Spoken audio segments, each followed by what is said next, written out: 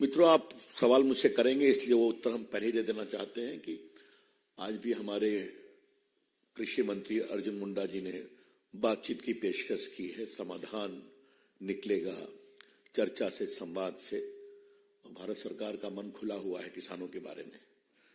हमारी उनसे अपील होगी कि शांतिपूर्ण तरीके से इसका समाधान निकलना चाहिए। और हमारी सरकार ने किसानों के लिए कितना काम किया ये हम चर्चा कर चुके हैं। तो किसानों का विकास हमारी बहुत बड़ी हमेशा रहेगी। तो दूसरी बात कहनी है कि संदेश खाली का विषय बहुत गंभीर हो रहा है। माननीय कलकत्ता हाईकोर्ट ने क्या टिप्पणी की है आपके सामने में।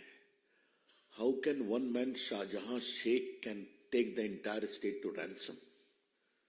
ये आपने सुना है। उसको गिरफ्तार क्यों नहीं किया जा रहा है। और ये भी टिप्पणी है कि उसके यहां पुलिस ईडी रेड करने गई थी, उसके के बाद ये समस्या शुरू हुई।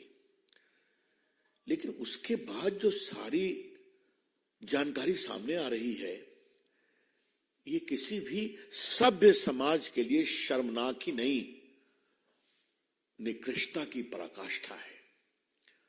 What is emerging thereafter about the patent assault, humiliating treatment, sexual assault of women is a shame on our society and democracy.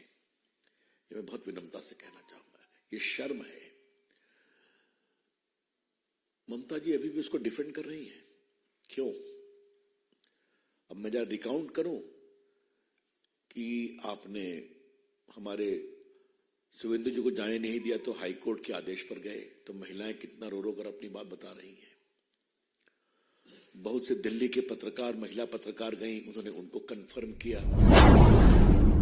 मैं विशेष रूप से सारे मीडिया के लोगों का अभिनंदन करूंगा, दिल्ली के,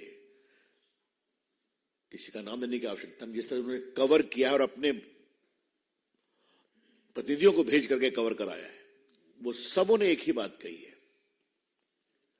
एक पत्रकार को गिरफ्तार भी कर लिया गया। ये क्यों है? क्या छुपाना चाहती है ममता जी, और क्यों छुपाना चाहती है ममता जी? एक महिला मुख्यमंत्री अपनी साख, पॉलिटिकल साख बचाने के लिए महिलाओं की इज्जत को दांव पर लगा रही है। क्यों? उनका जमीर कहां मर गया है? और आपको याद होगा कि ममता जी ने जब सीपीएम के अत्याचार के खिलाफ संघर्ष किया था, वो बहुत अनिश्चितकाल तक अनशन में बैठी थी, तो हम सभी उनके मुरीद बने, तारीफ किया, जो संघर्ष किया, वो उस संघर्ष से आगे निकली है। और क्या हो गया है? क्या आज उनका अत्याचार, पुलिस का दमन, सीपीएम के दमन से भी आगे निकल गया है? कभी ममता जी अपने अंतर विवेक पर कुछ सोचती हैं क्या? ये हम जरूर कहना चाहेंगे।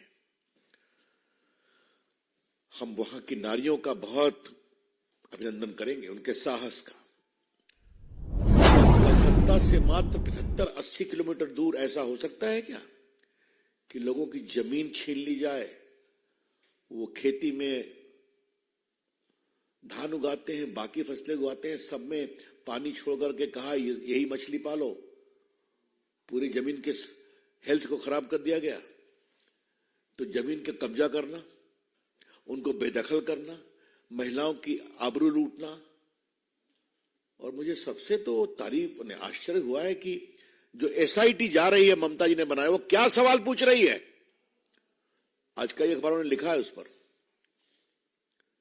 मतलब सुप्रीम कोर्ट के गाइडलाइन बहुत सख्त हैं। In case of sexual assault and abuse of womens person, पूछताछ एक नॉर्म से होनी चाहिए। और एसआईटी पब्लिक में जाकर के एक ही सवाल पूछ रही है बार बार, क्या हुआ, कब हुआ, कैसे हुआ। मतलब वो सवाल कर रही हैं कि उनको और बेइज्जत कर रही हैं ताकि उनका मनोबल टूटे। तो भारतीय जनता पार्टी अपने राष्ट्रीय मंच से इसकी बहुत भर्त्सना करती है। और ममता जी, आपको इसका जवाब देना पड़ेगा।